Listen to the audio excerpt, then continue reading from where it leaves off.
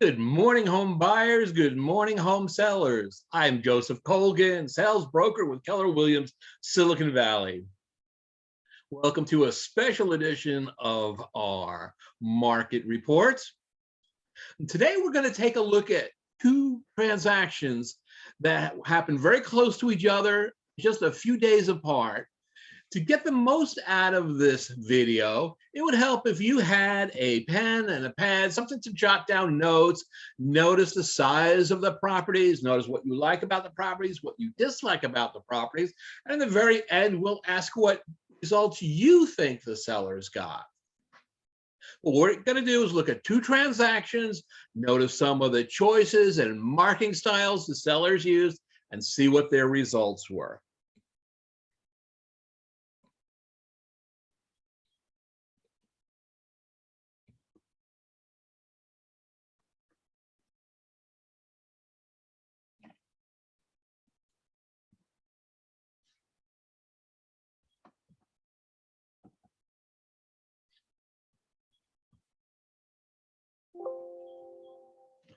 Good morning, home buyers. Good morning, home sellers. I'm Joseph Colgan, sales broker with Keller Williams, Silicon Valley. Welcome to a very special edition of our market reports. Today, we're going to look at two transactions which happened only 10 days apart from each other. But we're going to study the choices, the marketing styles, the words the sellers used, and just see what results they got. To get the most out of this video, it would help to have a pen and pad and jot down some notes, what you liked about their pictures, their words, their designs, because at the very end, I'm going to ask what you think their results were. First property is property A. It was closed on June 4th, 2021. It's 1,758 square feet. Lot is 6,506 square feet. Property B closed on June 14th, 2021. It has 1,666 square feet of living space, and the lot is 7,361 square feet. These homes take place in the Country Lane neighborhood, like most of the marketing reports that I do. To give you an orientation, here's Country Lane right in the center of the map. And the area where I study is bordered by Doyle Road, Saratoga Avenue, Graves Avenue, and Lawrence Expressway. Two properties we're going to focus on today are in these neighborhoods down here where the arrow is. Here is a summary of the sales.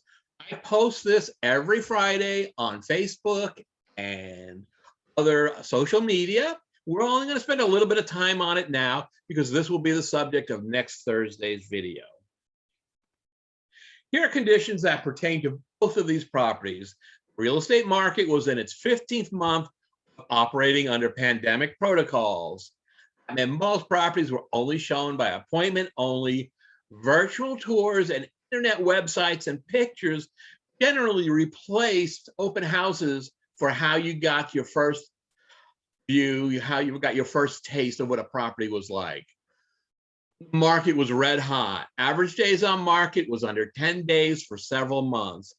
Homes were selling 10% above list price. Multiple offers were very common. In this Country Lane neighborhood, the average sales price in 2021 was $2,150,000. The average square feet of these homes was 1,785 square feet. Property A and B were 0.3 of a mile apart. Property A and B closed. That meant they changed ownership 10 days apart. Here are the photos of the listings. Oh, remember when you were at the store? The sales tech said, now with your cell phone, you can take professional level pictures. You cannot take professional pictures. It's the first shot of property A, and it's not bad. I really enjoyed the mix of landscaping and the home itself. Very appealing picture. Here's the first picture of property B, and don't like this picture as much. Mostly what I'm noticing are shrubs, bushes, which actually the way the camera is angled make the home look tiny. And then again, you have that sloping roof down there. You're asking me to spend maybe more than $2 million, and you keep telling me this home is teeny tiny. not a good mix. Here's the first interior picture for photo A, and it's certainly not professional. It's mostly of a ceiling. It's very claustrophobic, not very well staged. Here's more pictures of property A, and you can see my potential buyer there is completely stressed out how claustrophobic this picture is, with the low, what looks like a very low ceiling and walls close to each other. More property A pictures again on the left, a whole lot of ceilings and walls closing in on you, looking like a trap. And on the right-hand side, we have the kitchen featuring what has to be the ugliest kitchen dining room table I've ever seen. Property A, pictures are far better laid out. There is a ceiling, but it just takes an appropriate amount of the picture. Colors are vibrant.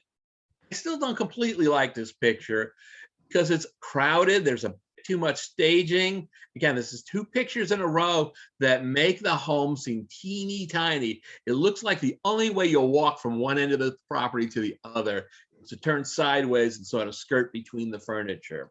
Not good for a property you want me to spend $2 million on.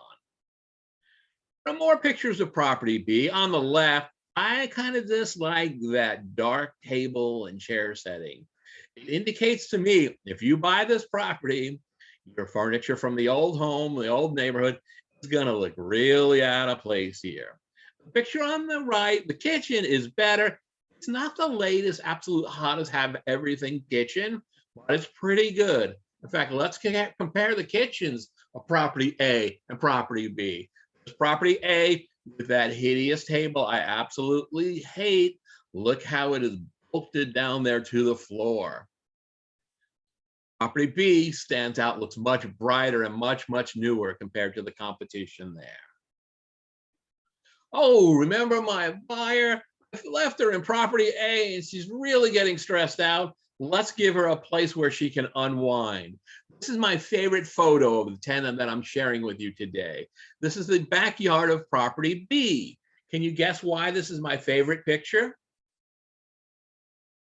This is my favorite picture because it forces me as the viewer, you as a potential buyer, to complete the story. I look at this and I tell myself, after a hard day in Silicon Valley, I'm going to come over, slide that chair back, the dog's going to be at my feet, paper on the table, cold beverage in my hand, and I'm just going to unwind for 45 to 90 minutes after work.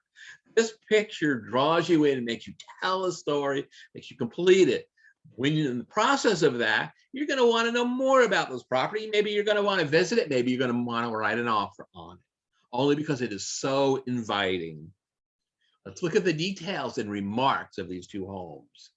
Property A was on the MLS for 3 days. It closed escrow in 14 days. That generally indicates an all-cash buyer. It was listed by a brokerage whose marketing emphasizes how much money you will save by using them. Property B was on the MLS for 6 days.